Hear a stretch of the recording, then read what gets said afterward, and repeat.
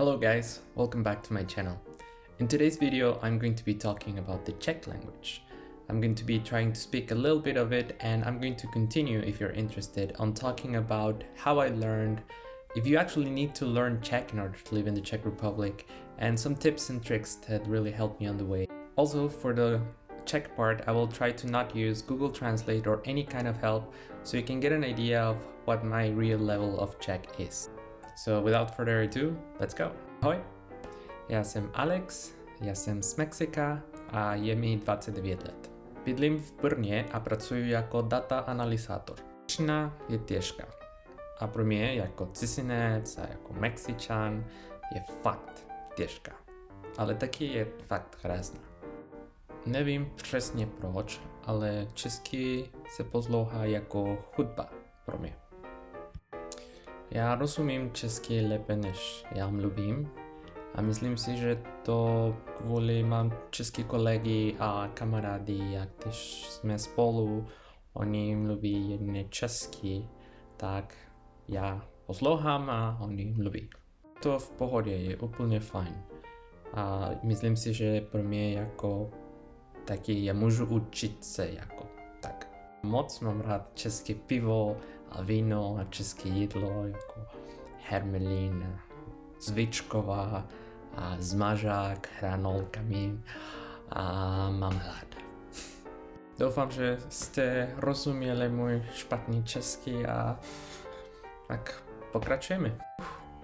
Well, I hope no one got insulted by my horrible Czech. If you actually speak Czech, let me know how I did in the comments below. So let's get more into the particulars of Czech as a foreigner person. And the first big question is, do you actually need Czech to live in the Czech Republic? And the short answer is no. Most of the daily things you will be able to get along just fine in English. And even in some places where they don't, you don't really need that much Czech to go. You can just use phrases like jedno pivo prosím or ještě jedno prosím. But when you're in the store, they will always ask you hotově nebo kartou. If you want to pay by cash, you just have to say hotově, and if you want to pay by card, then you just have to say karto. And realistically, on my day-to-day, that's basically it. Most of my foreigner friends who live here don't speak Czech at all, and some of them have been living here for years. Now, however, there will be instances where you will actually have to speak Czech, like going into the government's office for an appointment for your visa. There, you will need to speak Czech. In fact, they're prohibited to speak English, and I think it's mainly because they want to avoid like saying something that could be misunderstood and then get into some problems with it. But yeah, you will need Czech. Even around that, there's few workarounds that you can do. There's some organizations and some people that could join you to your appointment as a translator, so this would be avoided and you can get along. Now, while you can get around without knowing much Czech, if you actually want to get to know the Czech culture and the Czech people, then learning Czech is a must. Mentioned in the Czech part, learning Czech is hard. If you already know another language in the Slavic family, then the transition may be a little bit more smoother for you. Otherwise, prepare for a ride. I want to encourage you that if you actually want to learn Czech, you have to be consistent and you have to be disciplined and you have to put a lot of effort into it. Because, I mean, it's not impossible, it's just hard. Now I'll talk about a little bit about how I've been learning, and the first online resource that I would like to mention is Duolingo. Now, Duolingo is a great for daily practice and learning new vocabulary. I finished an entire course, at least until level 1. It was a fun, interesting challenge for me to accomplish. You have access for the whole course for free, and you only have to pay if you don't want to have ads or things like that. One very underrated resource, in my opinion, it's called Fun Easy Learn. And if you haven't heard about it, it's probably because no one has. There's an app for Android and iPhone, and it has many different ways that you can learn new vocabulary.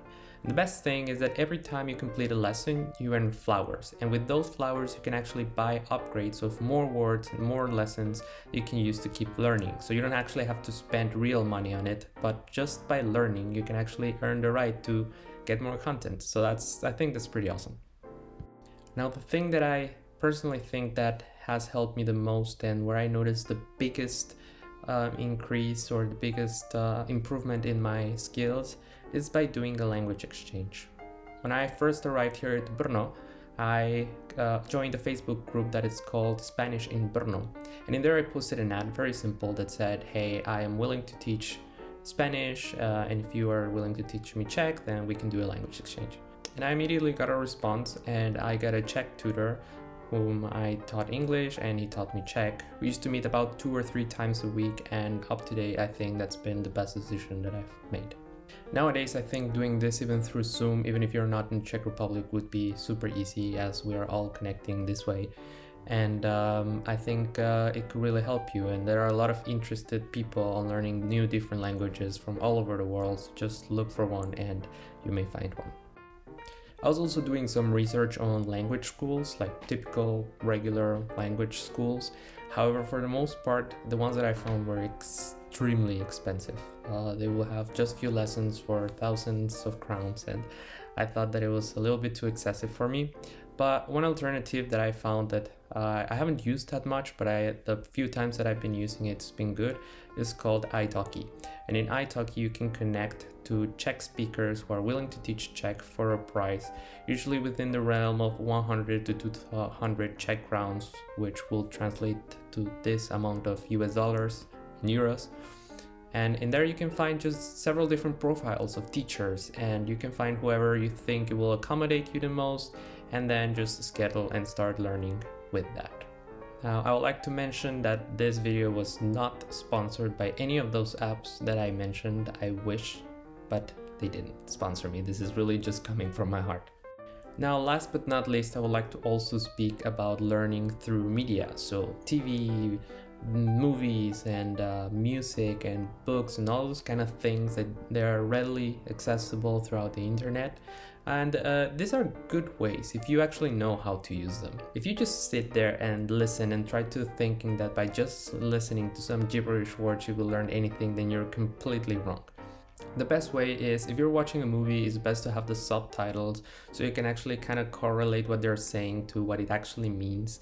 And personally what I do is, whenever I hear something that kind of rings a bell, that I don't know, some phrase that stands out, I immediately go and look in Google what it means and some uses of it. Because if your brain was interested in that particular phrase from the beginning, it will be much easier to remember that if you just try to translate the whole thing and try to just remember some random words. Whenever your brain is interested, it will be actually very beneficial for your learning experience. I think I will close this video here. If you have any questions, feel free to put them in the comments below. I will try my best to answer them. And don't forget to subscribe if you like my videos, and I'll see you in the next video.